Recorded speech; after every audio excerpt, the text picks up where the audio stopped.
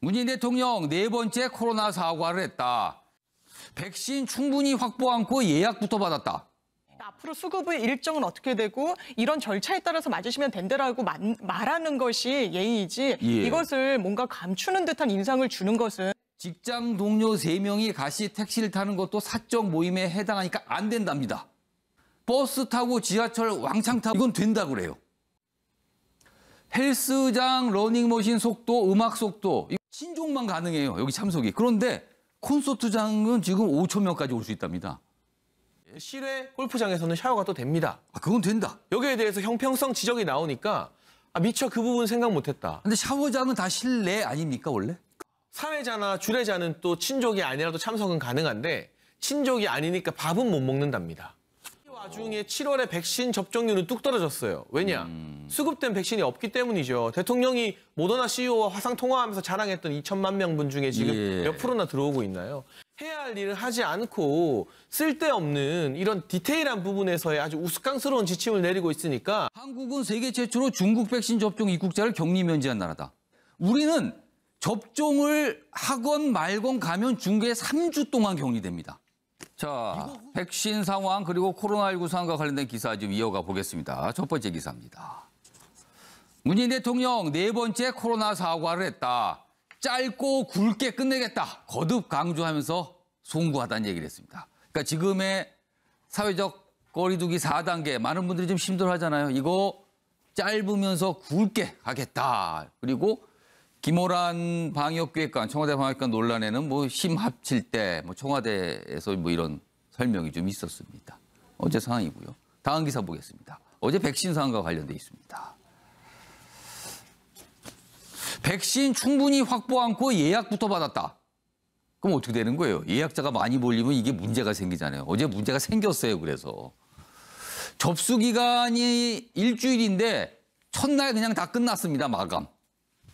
대상이 350여만 명 가운데 185만 명만 예약이 된 거죠. 그러니까 현재 갖고 있는 건 이 정도밖에 없었던 겁니다. 그러니 뭐 더 이상 예약을 받을 수가 없었던 거죠.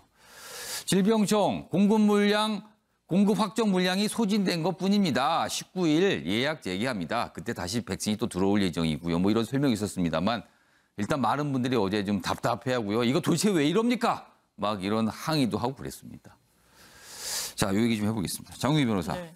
이거 좀 뭔가 좀 준비가 좀 덜 됐던 것 같은데 이게 선착순 아닌데 갑자기 선착순이 돼버렸어요, 이게. 그렇습니다. 사실 그 어떤 정부의 발표를 믿고 그럼 내가 좀 천천히 내 일정에 따라서 예약을 하겠다라고 했던 분들은 좀 황당한 상황이 돼 버리신 거죠. 지금 뭐 정부에서는 이게 이런 백신 업체와의 뭐 비밀 유지 계약 등등으로 뭐 아주 상세한 정보를 공개하기는 어렵다라는 취지로 해명을 하고 있지만 사실 구체적인 수급 계획은 기본적으로 국민들에게 알리는 게 맞는 것 같습니다. 왜냐하면 굉장히 방역이 엄중한 상황 속에서 이게 사실 어렵지는 않은데 왜냐하면 확보한 물량이 얼마니까 오늘은 이 정도까지 하겠는데 이거는 좀 일단 선착순 하겠습니다. 이렇게 설명됐잖아요. 네, 맞습니다. 이게 그렇게 복잡한 문제도 아니고 이게 사실 비밀 유지 협약의 대상인지도 모르겠고 앞으로 수급의 일정은 어떻게 되고 이런 절차에 따라서 맞으시면 된다라고 말하는 것이 예의이지 이것을 뭔가 감추는 듯한 인상을 주는 것은 절대로 그냥 하염없이 클릭하신 분이 많다고 합니다. 지금. 그렇죠. 얼마나 또 시간을 버리면서 많이 신경을 쓰셨겠습니까? 이 부분에 대해서는 정말 책임 있는 모습 보여줘야 된다고 생각합니다. 지금 일단 어제 문제고요. 다음 준비한 내용이 몇 가지 있는데 요거는 오창석 평론가, 장희찬 평론가 일단 요 두 분 의견을 좀 들어볼게요. 뭐냐면 정부가 내놓은 지침 중에요. 도대체 이건 어떻게 하라는 겁니까? 이런 것들이 있어요. 지금 요즘에. 쉽지 않은 판단. 보겠습니다. 먼저 첫 번째는 이렇습니다. 퇴근길엔 동료와 택시 3명이 타면 가능한가요? 아리송한 방역수칙이다. 이거 택시 타는 문제가 일단 발생을 했는데 여기 설명이 좀 돼 있습니다. 오후 6시 이후에 직장 동료 3명이 같이 택시를 타는 것도 사적 모임에 해당하니까 안 된답니다. 퇴근길에 직장인 3명이 택시를 같이 탔어요. 그리고 우리 저녁 먹으러 가야죠 라고 가면 안 되는 겁니다. 안 된답니다. 근데 아예 그냥 집에로 각자 갑니다라고 같이 타고 각자 따로따로 내리는 것도 된답니다. 어떻게 된 거죠, 이게? 그리고요. 이런 목소리를 내시는 분들이 있어요. 아니, 택시를 3명이 타서 사적 모임 가는 건 안 되는데 그러면은 버스 타고 지하철 왕창 타고 사적 모임 가는 건 됩니다? 이건 된다 그래요. 그러면 뭐가 다른 겁니까? 라고 좀 설명을 하는 겁니다. 이게 첫 번째 상황이고요. 다음 보겠습니다. 헬스장 러닝머신 속도, 음악 속도 이거 단속을 어떻게 하죠? 여기 보시면 이렇게 돼 있습니다. 지금 헬스장의 경우 음악이 나오잖아요. 근데 그 음악 속도가 너무 빠르면 뭐 비말이 나오는 거와 영향이 있다는 판단을 한 것 같아요. 음악 속도를 100에서 120 bpm으로 유지해야 된답니다. 이걸 넘어가는 음악을 틀면 안 된대요. 근데 현실적으로 현장에서 이게 넘는지 안 넘는지 이거 알기 쉽지 않습니다. 그래서 뭐 특정 누구의 가수곡은 되고 누구는 안 되고 이런 얘기까지 나오는 겁니다. 이거는 어떻게 하라는 거죠? 이 얘기입니다, 지금. 다음 또 하나 보겠습니다. 다음 화면 보겠습니다. 지금 결혼식장 같은 경우 지금 44명까지 제한되죠, 숫자가. 그리고 친족만 가능해요, 여기 참석이. 그런데 콘서트장은 지금 5천 명까지 올 수 있답니다.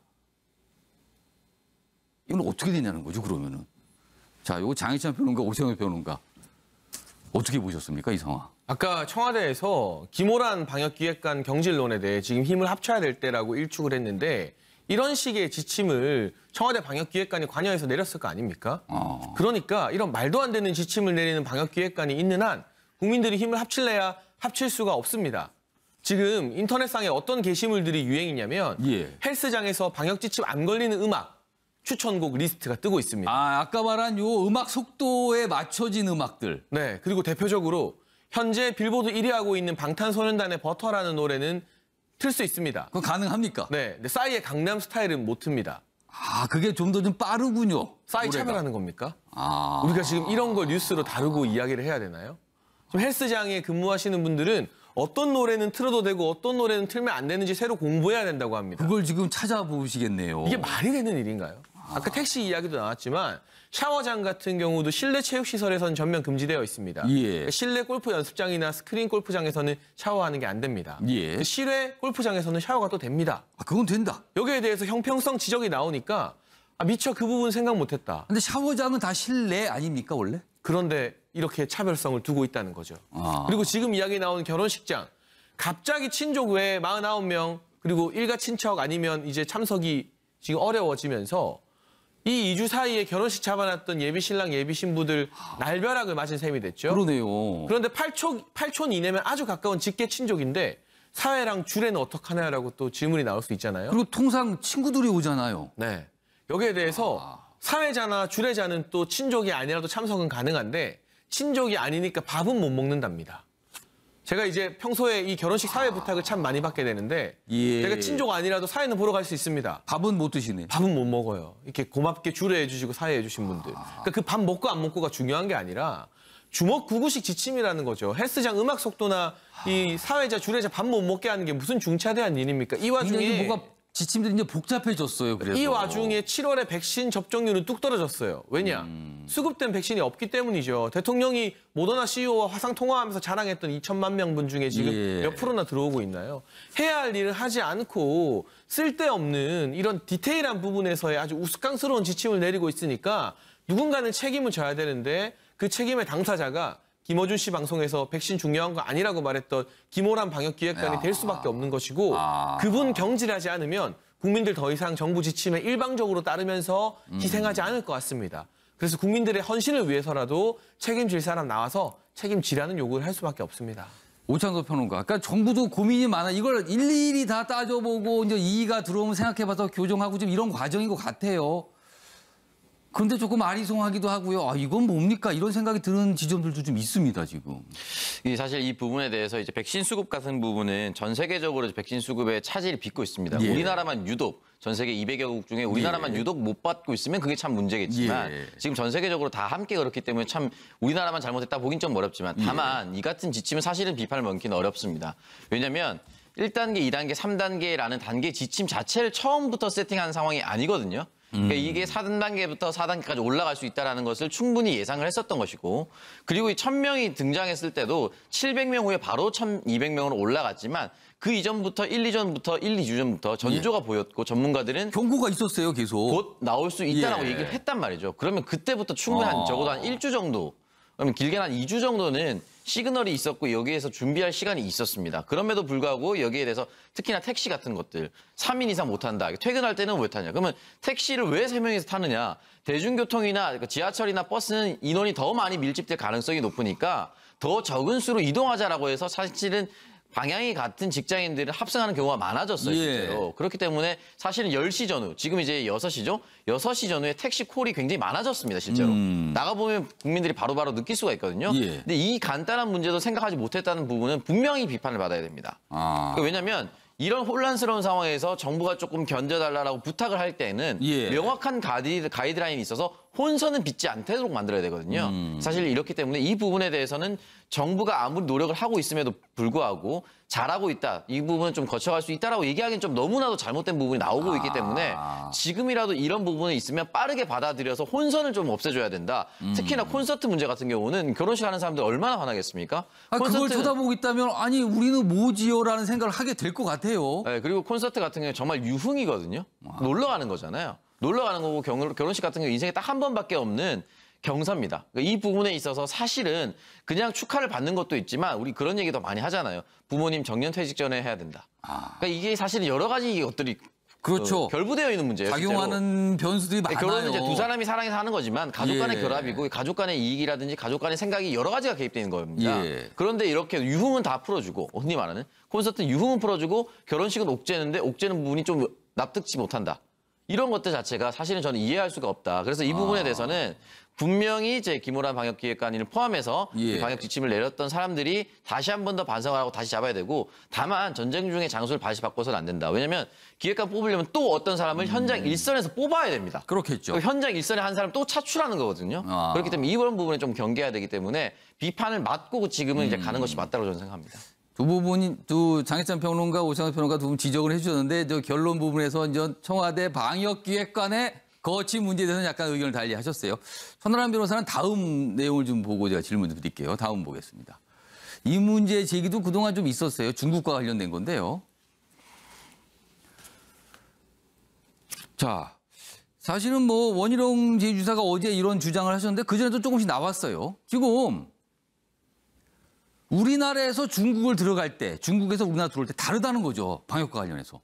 한국은 세계 최초로 중국 백신 접종 입국자를 격리 면제한 나라다. 그러니까 중국에서 우리나라 들어올 때 접종을 백신 맞으셨으면은 격리가 안 와도 돼요. 격리 없어요. 근데 우리는 접종을 하건 말건 가면 중국에 3주 동안 격리됩니다. 이거 호소하신 분들은 많아요. 3주. 굉장히 길죠. 2주도 아니고 3주입니다. 이런 가운데 사실 중국산 백신에 대한 여러 가지 얘기가 있거든요. 이게 효과가 너무 떨어진다. 지금 동남아시아 같은 경우는 주로 중국산 백신 접종이 많았는데 문제가 발생했다. 뭐 이런 거잖아요. 이거를 어떻게 할 거냐는 거죠. 다음 보겠습니다. 이런 얘기도 나왔습니다. 북한도 중국 백신 믿지 않는다고 한다. 한중 관계는 상호 존중해야 되는데 지금 이게 상호 존중, 그다음에 이게 뭐 등가주의 약간 이런 거 얘기하잖아요. 외교에서는. 근데 방역 관련해서는 우리가 일방적으로 중국 쪽에 뭔가 기울어져 있는 거 아니냐 이런 지적을 했습니다. 손아람 변호사는 어떻게 보십니까? 네, 저도 제가 백신 전문가가 아니기 때문에 중국산 백신, 시노백이라고 하죠. 시노백과 우리나라에서 접종하고 있는 백신 중에 뭐가 낫다, 더 좋다라고 단정하지는 않겠습니다. 그러나 우리가 일반적으로 생각할 때 아무래도 우리나라에서 국제사회에서 조금 더 많이 널리 어떻게 보면 맞고 있는 백신들을 우리가 맞고 있는 부분은 지금 다양하게 확보하고 있어요, 지금. 네, 맞습니다. 그 부분은 확실한 것 같습니다. 그런 상황에서 우리가 맞고 있는 백신이 최소한 중국산 백신보다 나쁘지 않다라고 할 것인데 최소한이 최소한으로. 낮게 보더라도. 네, 맞습니다. 그렇다라고 한다면 우리가 중국에 입국할 때 우리나라에서 백신을 맞은 분이 자가격리를 면제받지 못한다는 건 굉장히 이상한 일입니다. 또 우리가 단순히 코로나 상황뿐만 아니라 모든 국가 대 국가의 외교 관계, 통상 문제, 또 이런 항공 안전과 관련한 부분들은 모두 다 상호주의를 철저한 원칙으로 하고 있거든요. 만약에 그렇다라고 한다면은 우리도 중국인에 대해서 백신을 맞았더라도 자가격리를 면제하지 않겠다라고 대등한 입장을 취해야 맞는 것이지 아. 여기에 대해서 아무런 문제 제기 없이 중국인은 백신 맞았으면 우리나라에 자유롭게 들어올 수 있고 정작 우리는 지금 상황에서 중국에 가는 한국 분들 대부분 어떤 비즈니스적인 필요가 그렇습니다. 있어서 가는 건 아니겠습니까? 이런 분들이 가서 3주를 허비하게 하는 것은 제 생각에 이건 외교적으로도 큰 문제다. 그렇게 봐야 될 것 같습니다. 3주나 돼요. 2주도 아니고. 그래서 중국 입국을 포기하신 분이 많아요. 이건 어떻게 할 방법이 없다, 이거는. 그리고 너무나 답답한 상황을 오랫동안, 그리고 중국 같은 경우는 주로 호텔에 머문다 그래요. 그럼 호텔이라는 거 아시잖아요. 방 하나에 그냥 침대 있는 거잖아요. 거기에 3주를 머물라는 겁니다. 아, 이건 어떻게 좀 안 됩니까? 가장 좋은 방법은 우리는 중국 쪽에 이제 풀었으니까 중국 보고 좀 풀으라고 하면 되는데 이게 잘 안 되나 봅니다, 지금요. 상황이 이렇습니다.